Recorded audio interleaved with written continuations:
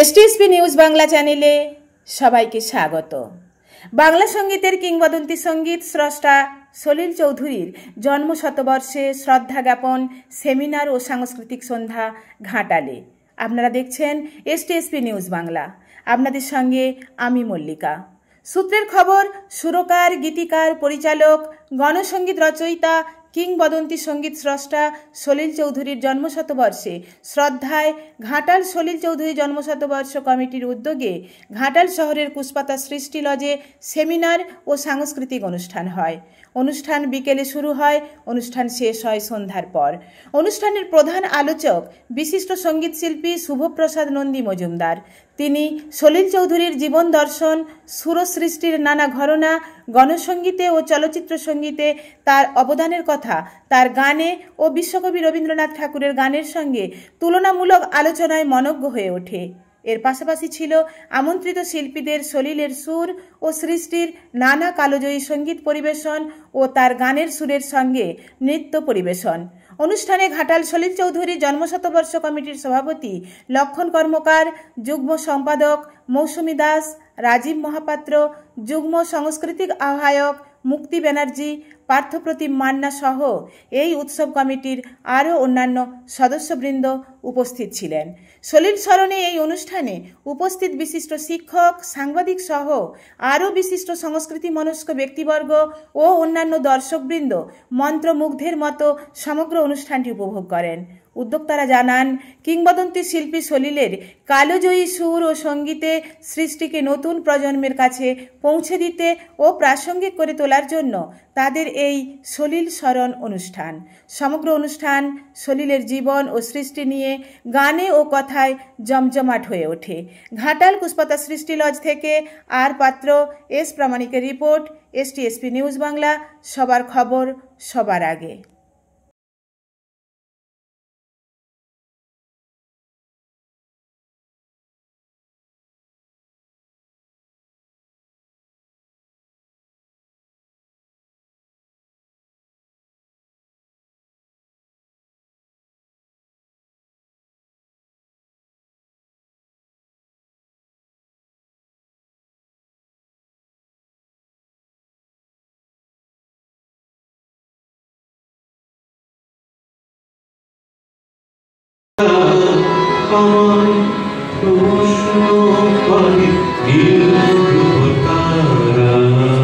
বিশিষ্ট সাহিত্যিক চৌধুরীর কথা কি বলা যায়, বা সলিল চৌধুরীর পরিপ্রেক্ষিতে রবীন্দ্রনাথের কথা কি বলা যায়?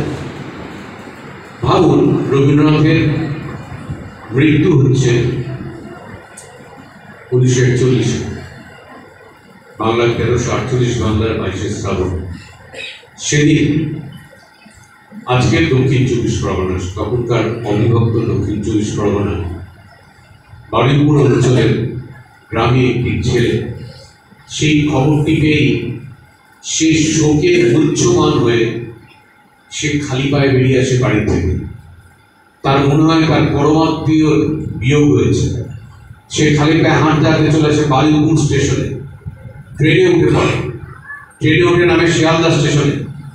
সেবারে 22শে শ্রাবণ, প্রচন্ড গরম, তপ্ত রোদ, পিচ গলা রোদ। সেই পিচ গলা রোদে সেই তরুণ শিয়ালদা স্টেশন থেকে হাঁটতে হাঁটতে চলে আসে জোড়াসাঁকোতে। তার শুধু মনে হতে তার আপন জনের মৃত্যু হয়েছে, তার ভীষণ পরমাত্মীয়ের মৃত্যু হয়েছে। একবার শেষবারের জন্য দেখার জন্য আসে, দেখতে পায় না বিয়ে, চলে যায় নিমতলা শ্মশানে। সেই বিয়ের মধ্যেও দেখতে পায় না, ফিরে আসে বাড়ি। 1 মাস ধরে অসহ্য পালন করে, খালি মনে হয় আমার আপন জনের মৃত্যু হয়েছে, আমার কোনো পিতৃপুরুষের মৃত্যু হয়েছে। কিন্তু সেই তরুণটি তখন রবীন্দ্রনাথের গান তেমন করে শোনেন।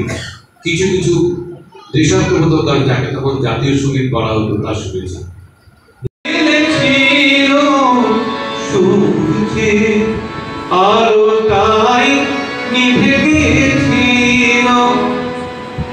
আমার চতুর পাশে সব কিছু প্রায় আছে, আমি যেন তুষারিত গতিহীন ধারা, গতিহীন ধারা।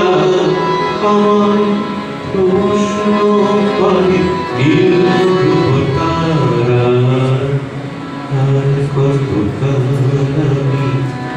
রব দিশাহারা রব দিশাহারা জবাব কিছুই তার দিতে পারি নাই শুধু পদপথে থেকে গেল এ জীবন সারা এ জীবন সারা আমায় প্রশ্ন করে তারা আর কত কাল প্রভু দিশাহারা